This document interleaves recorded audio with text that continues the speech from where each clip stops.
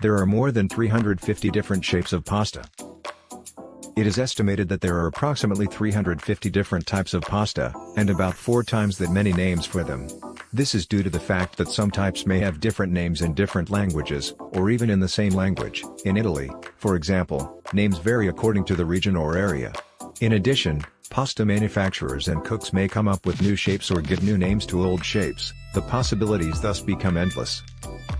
Italian pasta names often end with the masculine plural suffixes ini, eli, illi, edi, or the feminine plurals in l, to convey the sense of little, or with oni, one, meaning large.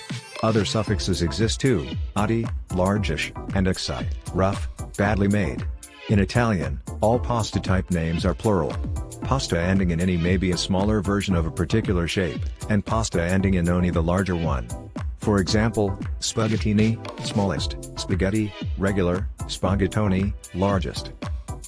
Pasta shapes are specifically designed to hold the sauce in the best way possible. Many regions have created their own pasta shapes. For example, bigoli, thick, noodle-like spaghetti, are from Veneto.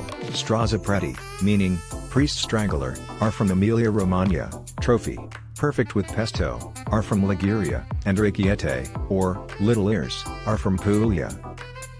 According to Academia Barilla's I Love Pasta recipe book, gnocchi is the forefather of all pasta. It evolved into other shapes by manipulating the dough by hand or using simple tools, mixing wheat and water to produce local variations. The easiest way to categorize pasta is into long, short and soup shapes. Long pasta can be further divided into cylindrical, either solid or hollow, and rectangular or rounded. The first group includes such forebears as spaghetti and vermicelli. Examples for the second group include linguine, bavette, and trinette.